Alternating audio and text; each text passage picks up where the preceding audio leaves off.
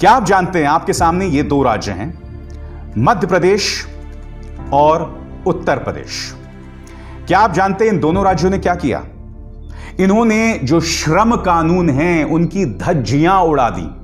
उत्तर प्रदेश सरकार ने तो बाकायदा एक अध्यादेश भेज दिया है जिसमें जो गरीब मजदूर फैक्ट्रीज में काम कर दिए ना, उनके अधिकार उनसे लगभग ले लिए गए हैं। मैं आपको बताता हूं इन्होंने किया क्या है। सबसे पहले मैं उत्तर प्रदेश की बात करता हूं। उत्तर प्रदेश ने जो संशोधन लाया है अपने लेबर कानून में, उसके अंतर्गत अब औद्योगिक विवाद हल करने को लेकर जो लेबर कानून था वो ध्वस्त हो गया है। ऑक्यूपेशनल सेफ्टी, ऑक्यूपेशनल सुरक्षा जो मजदूरों की है वो ध्वस्त हो गई है। मजदूर जिनके वर्किंग कंडीशन और स्वास्थ्य को लेकर चिंताएं थी वो खत्म हो गई हैं। Trade union, contract workers, migrant labours, ये तमाम मुद्दे जो हैं, ये तमाम चीजें ध्वस्त हो गई हैं। क्या चीजें अभी लागू हैं वो मैं आपको पढ़ के सुनाना चाहता हूं जो अभी भी बदस्तूर बनी हुई हैं। ये अभी बदस्तूर जारी हैं और इसके अलावा लेबर लॉज के अंदर जो खास प्रावधान औरतों और बच्चों के लिए थे वो योगी सरकार ने जारी रखे हैं। उसी तरह से मध्य प्रदेश सरकार ने पूरी तरह से लेबर लॉज को कमजोर कर दिया है। जो स्वास्थ्य से जुड़ी चिंताएं थी मजदूरों की वो खत्म कर दी हैं। आपकी स्क्रीन पर यह बिजनेस स्टैंडर्ड की खबर है। इसमें साफ तौर पर लिखा हुआ है, अपनी सुविधा के हिसाब से तुम लेबर को रख सकते हो, अपनी सुविधा के हिसाब से तुम इन्हें निकाल सकते हो। उनके स्वास्थ्य को लेकर कोई चिंताएं नहीं है और ये कोई और नहीं बल्कि दो राज्य, दोनों बीजेपी शासित राज्य कर रहे हैं। इस कदर झूठ बोला जा रहा है, इस कदर इनका प्रचार तंत्र काम करता है। और जब वो गरीब मजदूर बांद्रा पहुंचता है, मुंबई के बांद्रा पहुंचता है और अपनी आवाज बुलंद करने की कोशिश करता है, तो भारतीय जनता पार्टी का समर्थित चैनल रिपब्लिक ये कहता है कि ये भाड़े के टट्टू हैं, कि ये अभिनेता हैं।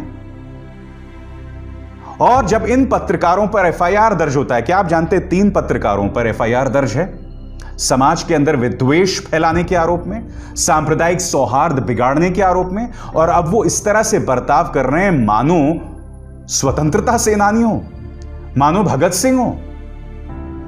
गुलाम भारत के इतिहास में ऐसे कई भारतीय थे जिन्होंने अंग्रेजों को लंबी लंबी माफीनामे के चिट्ठे लिखे। उससे ज्यादा कोई औकात नहीं है।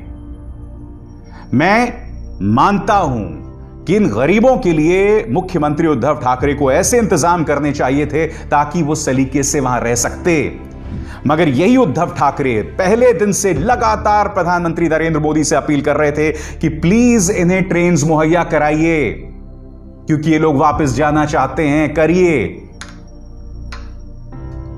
आपने उन्हें अनसुना कर दिया। आपने क्या मजाक किया मैं बताता हूं इस केंद्र सरकार ने। मैं आपको सिलसिलेवार तरीके से बताता हूं। पहले सिर्फ 4 घंटे का वक्त दिया, नतीजा सड़कों पर निकल गए ये लोग। तस्वीरें आपके सामने, ये तस्वीर देखिए, 7 महीने की गर्भवती ये महिला बैठी हुई है, ना इसके पास खाने को है ना पीने को है।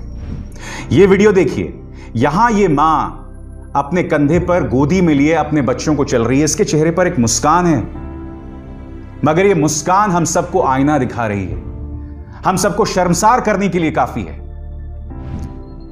ये औरत जो है एक हाथ से अपना बैग खींच रही है और दूसरे में उसके गोदी में उसका बच्चा है। तुमने ये गुनाह किया है गरीबों के साथ, और अब भी जनता का ध्यान भटकाने के लिए तुम्हारे पास एक ही तरीका है, हिंदू मुस्लिम करो जम के और मुद्दों की तरफ से ध्यान हटा दो आराम से। क्यों? गलत कहा मैंने? आज भी तुम जो काम कर रहे हो वो गरीबों के खिलाफ है, अब भी गरीबों के खिलाफ है।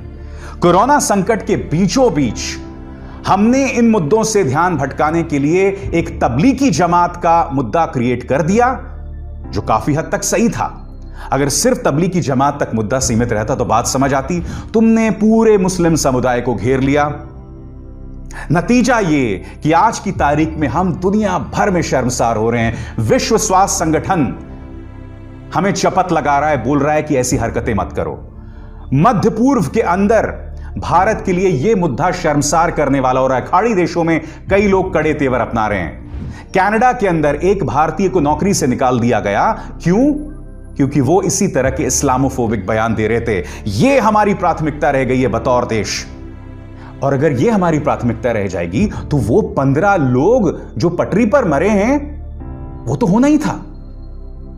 मगर हकीकत ये सामने उभर कर आ रही है कि गरीब मजदूर की कोई नहीं सुन रहा।